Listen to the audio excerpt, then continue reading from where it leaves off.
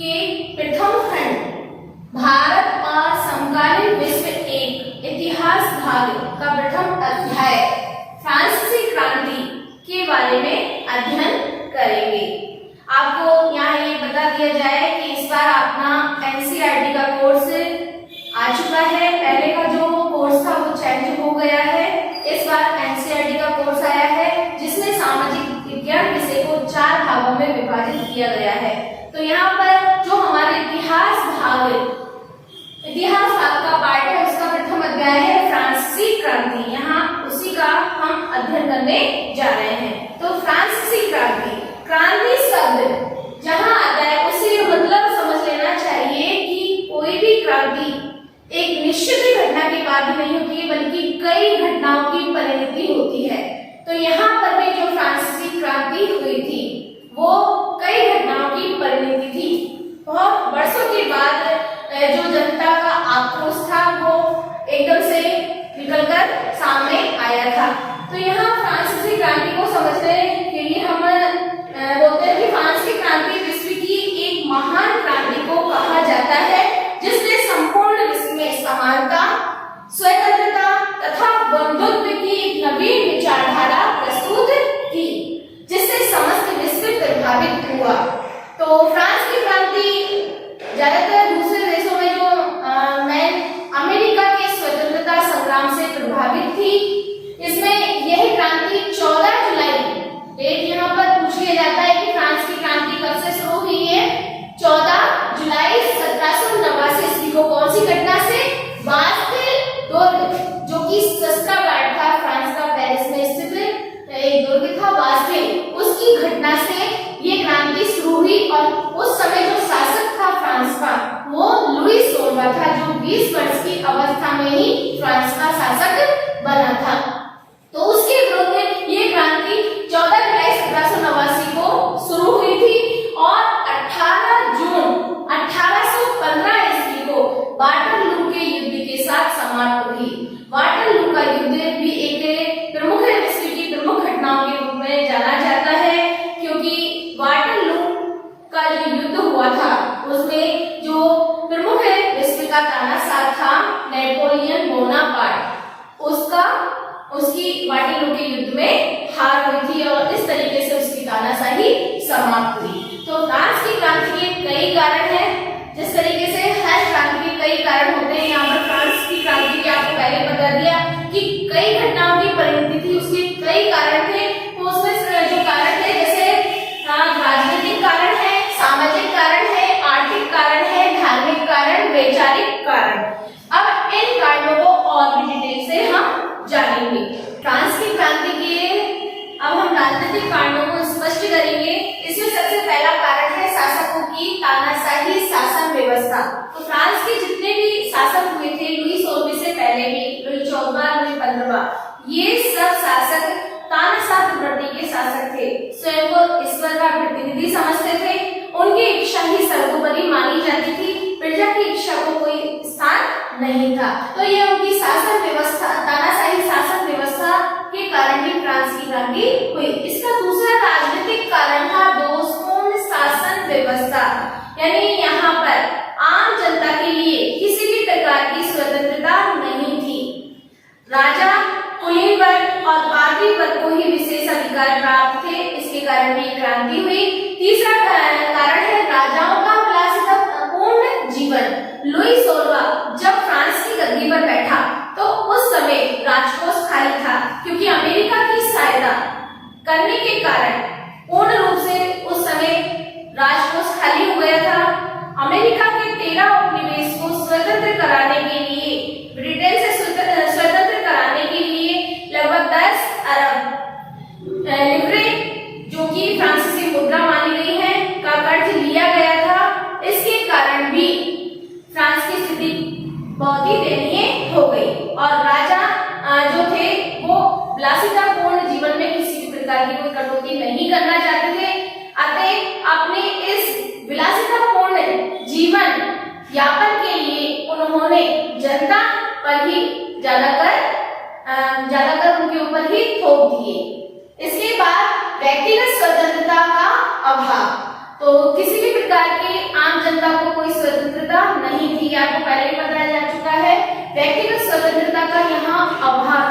यानी आम जनता जो किसान मजदूर थे वो अपना निर्णय नहीं ले सकते थे। पूर्ण रूप से वो कुलीन वर्ग, पादरी वर्ग और राजा पर ही आश्रित थे। इसके बाद है उच्च वर्गों के लिए विशेष अधिकार। फ्रांसीसी समाज जो 3 वर्गों में विभाजित था, इसमें प्रथम वर्ग और द्वितीय वर्ग जो कि कुलीन वर्ग और पादरी वर्ग था, उनको ही विशेष अधिकार प्राप्त हुए। उस विशेष अधिकार जैसे कि सामंती अधिकार और फ्रांस की ओर से जो लिए जाने वाले कर थे उनसे उनको छूट मिली हुई थी। वो किसी भी प्रकार के कर अदा नहीं करते थे, जबकि उनकी स्थिति बहुत ही अच्छी थी। जबकि किसान और मजदूर जो अत्यंत दयनीय अवस्था थे, तो संपूर्ण कर केवल उन्हीं के लिए थे। तो इस तरीके से उच्च वर्गों के लिए विशेष अधिकार भी एक तरीके से फ्रांस की क्रांति का कारण बने। इसके बाद है सेना में असंतोष। फ्रांस लगातार युद्धों में व्यस्त रहता था। इसमें सेना को जो सैनिक होते थे उनको आराम करने का बिल्कुल मौका नहीं मिलता था। उनकी जो वेतन था वो भी अच्छी तरीके से नहीं दिया जाता था, वेतन में भी कटौती थी। तो इस प्रकार से सेना में भी असंतोष फैला हुआ था। इसके बाद 7वां है अमेरिकी स्वाधीनता संग्राम। अमेरिकी स्वाधीनता संग्राम का प्रभाव भी फ्रांस की क्रांति पर पड़ा। अमेरिकी जो स्वाधीनता संग्राम हुआ था उसमें जिस तरीके से उन्होंने स्वतंत्रता प्राप्त की थी, तो इस तरीके से फ्रांस की जनता पर भी अमेरिका के लोगों का बहुत ही गहरा प्रभाव पड़ा। अब उन्होंने भी स्वतंत्र होने के बारे में सोचा। इसके बाद राजनीतिक कारणों के बाद सामाजिक कारणों को स्पष्ट किया जाता है। तो सामाजिक कारणों में जो पहला कारण था फ्रांस की क्रांति का, वो था पादरी वर्ग। तो पादरी वर्ग, जैसे कि आपको बताया गया है कि समाज, फ्रांस का जो समाज था वो 3 वर्गों में विभाजित था। प्रथम वर्ग में पादरी वर्ग आता था, द्वितीय वर्ग में कुलीन वर्ग, तृतीय वर्ग में सामान्य जन आते थे। तो पादरी वर्ग को सबसे ज्यादा विशेष अधिकार प्राप्त थे। वो राजा की तरह विलासितापूर्ण जीवन यापन करते थे, किसी भी प्रकार का कर उनके ऊपर नहीं था। इसके बाद दूसरा जो सामाजिक कारण बना वो कौन सा वर्ग बना था? कुलीन वर्ग। तो कुलीन वर्ग पादरी वर्ग के बाद दूसरा प्रमुख वर्ग था। ये भी विशेष अधिकार प्राप्त वर्ग था, इसे भी किसी प्रकार का कोई कर देना नहीं पड़ता था।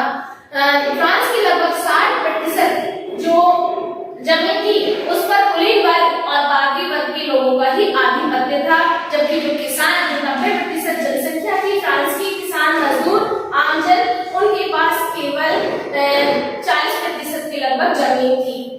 इसके बाद साधारण वर्ग। साधारण वर्ग में सभी प्रमुख वर्ग आ जाते थे, जैसे कि किसान है, मजदूर है, बड़े व्यापारी है। इसके अलावा बुद्धिजीवी वर्ग वगैरह भी इसमें आ जाते हैं। इसके बाद मध्यम वर्ग। मध्यम वर्ग में जो प्रमुख बुद्धिजीवी वर्ग है, बीच में इन पादरी वर्ग, कुलीन वर्ग और साधारण वर्ग में जो फ्रांस का समाज बटा हुआ था, उसमें उसके बाद एक नए वर्ग का उदय यहाँ पर हुआ, वो था मध्यम वर्ग, जिसे दार्शनिक या बौद्धिक वर्ग भी बोला गया।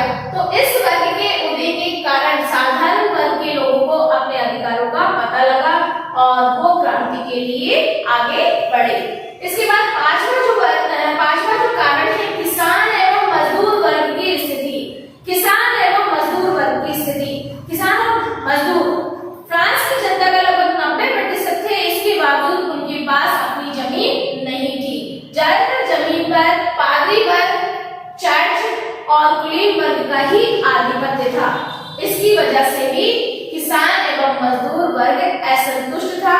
उनकी मजदूरी भी बहुत कम थी, उनके लिए अपना पेट भरना भी बहुत मुश्किल हो जाता था। तो ये उसके हुए सामाजिक कारण। इसके बाद हम इसके आर्थिक कारणों पर अपना थोड़ा सा दृष्टिगोचर करते हैं। इसमें नंबर 1 है अन्यायपूर्ण कर प्रणाली, यानी जितने भी प्रकार के कर थे वो केवल सामान्य जन के लिए थे, उच्च वर्ग के लिए किसी भी प्रकार का कोई कर नहीं लिया जाता था।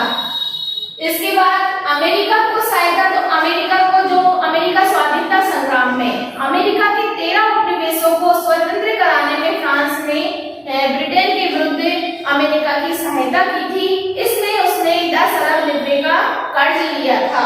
इससे पहले भी वो 2 अरब लिब्रे का कर्ज ले चुका था। तो बाद में ये कर्ज ज्यादा बढ़ गया और फ्रांस का राजकोष भी उस वक्त खाली था।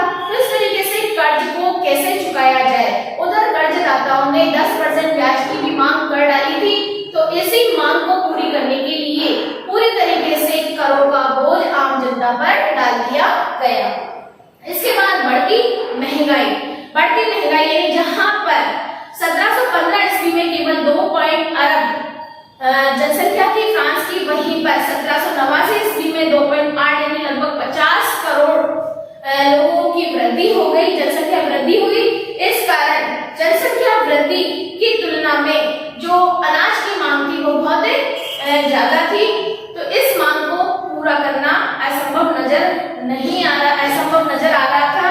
तो किस तरीके से इस तरीके से महंगाई बढ़ती गई और लोगों के लिए खाने के भी लाले पड़ गए। तो इसके बाद है 1788 ईस्वी का अकाल। उसी दौरान यानी महंगाई के इस दौर में 1788 ईस्वी का भी अकाल पड़ा।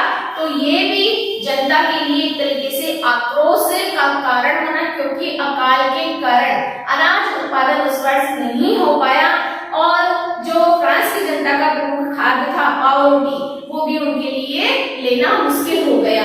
इसके बाद है शासकों का अत्याचारपूर्ण आर्थिक शोषण, यानी शासक करों का सारा बोझ शासकों ने आम जनता पर डाल दिया।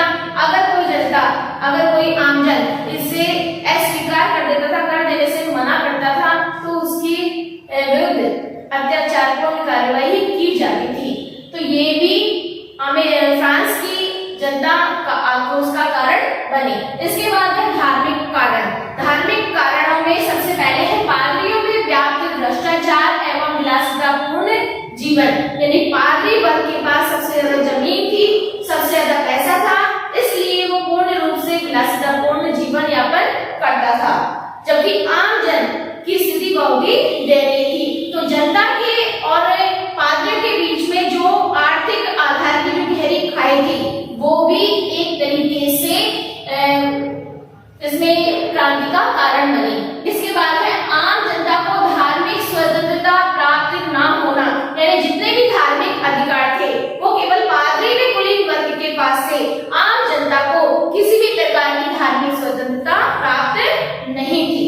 तो इस तरीके से ये कारण, धार्मिक कारणों में ये दो कारण प्रमुख बने। फ्रांस की क्रांति का पांचवा प्रमुख कारण वैचारिक कारण है, जिसे बौद्धिक कारण भी बोला जा सकता है। तो रूसो, उस समय के जो प्रमुख दार्शनिक थे फ्रांस के, रूसो, मॉन्टेस्क्यू, वोल्टेयर जैसे विचारकों ने अपनी पुस्तकों क्रमशः, यानी रूसो की पुस्तक का नाम है सोशल कॉन्ट्रैक्ट। इस बुक का नाम आपको याद रखना है, इस बुक का, क्योंकि ये क्वेश्चन में पूछे जाते रहे हैं कि सोशल कॉन्ट्रैक्ट किसकी पुस्तक है। तो रूसो की पुस्तक थी सोशल कॉन्ट्रैक्ट। इसके बाद मॉन्टेस्क्यू की पुस्तक थी the spirit of the laws, और वोल्टेयर की पुस्तक का नाम है लेटर्स ऑन द इंग्लिश। इन पुस्तकों के माध्यम से फ्रांसीसी जनता में वैचारिक क्रांति लादी गई, जिससे फ्रांस की पृष्ठभूमि तैयार हुई। तो इस तरीके से फ्रांस की क्रांति के ये 5 प्रमुख कारण आपके सामने स्पष्ट किए गए। इस तरीके से आज के इस वीडियो में हमने फ्रांस की क्रांति के बारे में अध्ययन किया, उसके कारणों को स्पष्ट किया। अगर ये वीडियो आपको पसंद आई हो तो प्लीज लाइक कीजिए, सब्सक्राइब कीजिए और ज्यादा से ज्यादा शेयर कीजिए। अगर इस वीडियो के अंतर्गत जो अध्यापन कार्य आप